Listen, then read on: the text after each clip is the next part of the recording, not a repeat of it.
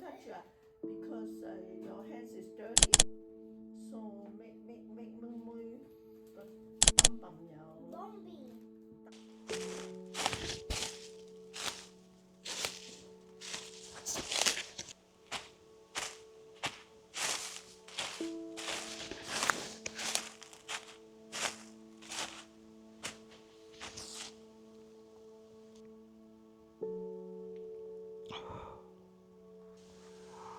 So why is the baby always crying?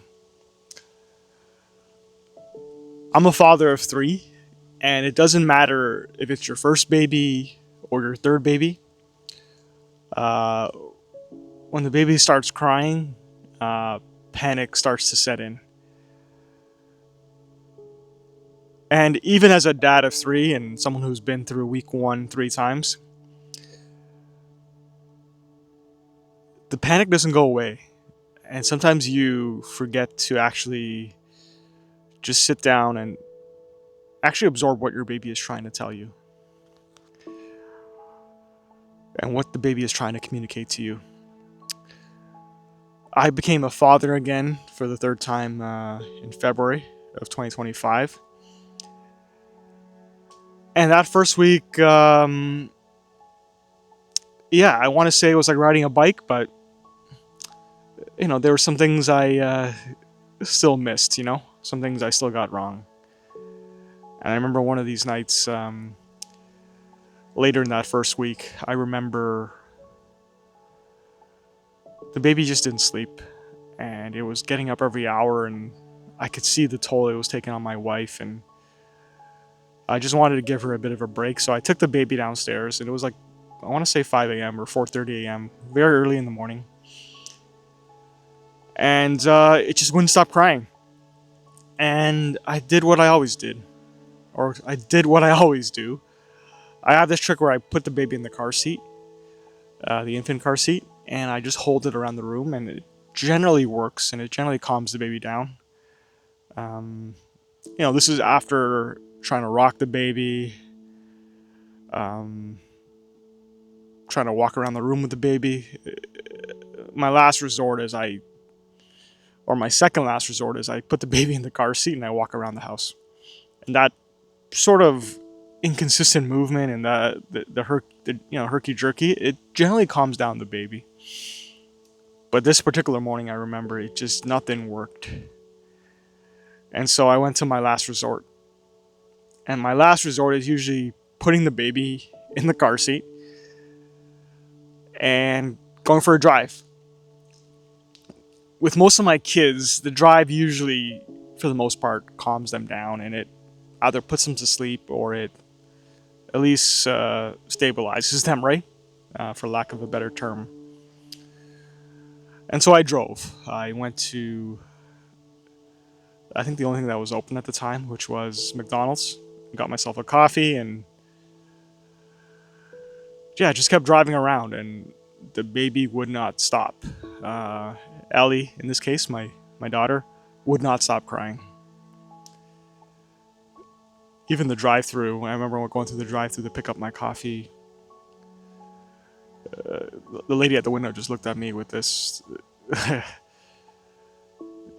She was wondering what I was doing with a crying baby at 4:30 a.m. in the morning, and I just looked at her with some type of blank stare and just went, just I just didn't have the words, right? And so after failing for half an hour, I eventually rolled back into the driveway. And yeah, nothing worked. And so I brought the baby upstairs into her room. And yeah, the baby pooed. And I made the mistake of not even checking the diaper, right? I made the mistake of just reacting to the cry. You tend to just react to the cry and you go through your checklist of things that for sure are going to calm down the baby. And I just missed the first step of just checking the diaper. And looking back on it now, I think if I just stopped for a moment and stopped panicking and just maybe looked into the baby's eyes and maybe see the way the baby was kicking. Usually, when the baby poos, at least for my kids, when they start kicking in a certain way or kicking upwards, it shows that they're uncomfortable with the poo in their diaper. And yeah, I changed the diaper, and all was good again. Um, it wasn't that she had to be fed. It wasn't that she had to be rocked down. Shouldn't have didn't. It wasn't that she had to be settled or burped or any of those things. It was that her diaper was full of poo.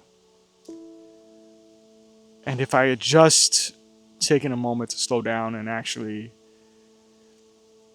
process what was happening, look at my baby's cues and see what she was communicating to me through body language and through her cry, I would have saved myself a half hour on the road.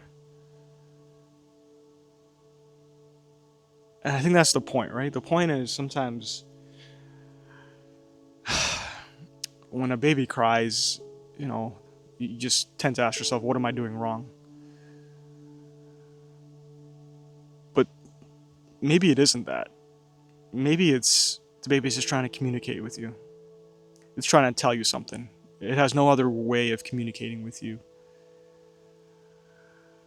And it's just trying to tell you something. And instead of panicking, instead of just throwing your arms up, and instead of just giving the baby to your wife, like I've done many times, when the baby's crying, I just give it to her and say, hey, he's hungry or she's hungry. And I don't even try, right? And sometimes you just gotta listen.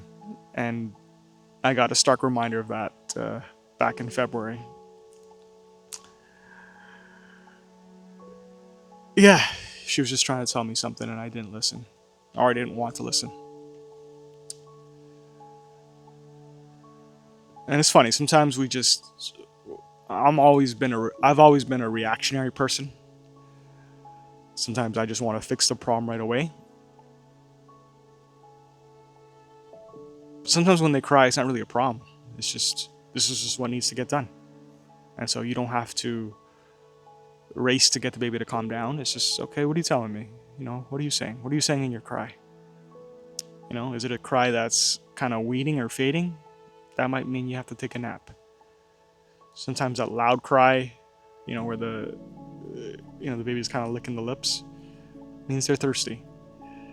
And so instead of just looking at the cry like a bad thing, maybe look at the cry like a sign of communication, that they're needing something from you. And I know it's only the first week, but if you give it time and you stick to the process and you actually just try to understand what they're telling you, over time, it's their language of communication, right? And over time, you'll get there. You'll know what the cues mean. You know what certain gestures mean, what certain motions mean, what the tone in the cry. I think in this day and age, we lose sight of that, right? Just the body language, the communication through just observing. Because we're always on our phones these days. We're always texting, always on our screens. But